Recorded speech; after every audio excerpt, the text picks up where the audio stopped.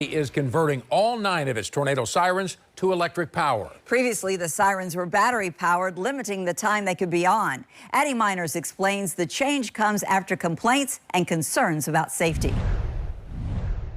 6 of Spencer County's 9 tornado sirens used to only have a life of around 20 minutes because they ran on battery power. But now work is being done to convert them all to electric.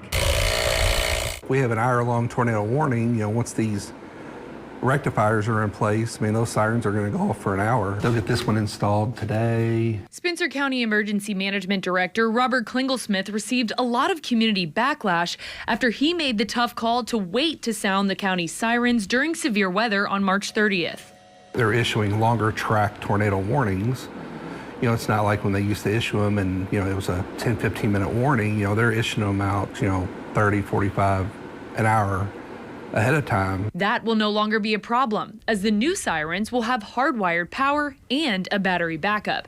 The county fiscal court is funding the $50,000 needed to upgrade all of the sirens. It's going to be a several-week project, but we're slowly getting them put in now. I live out in the middle of nowhere, and I'm excited that the sirens are coming because now we can finally hear them. Janet Seidenstricker says she was able to hear the sirens on March 30th and get to her basement before an EF1 tornado hit Mount Eden in Spencer County. Where I live, we only have satellite TV. I can't get internet when it storms.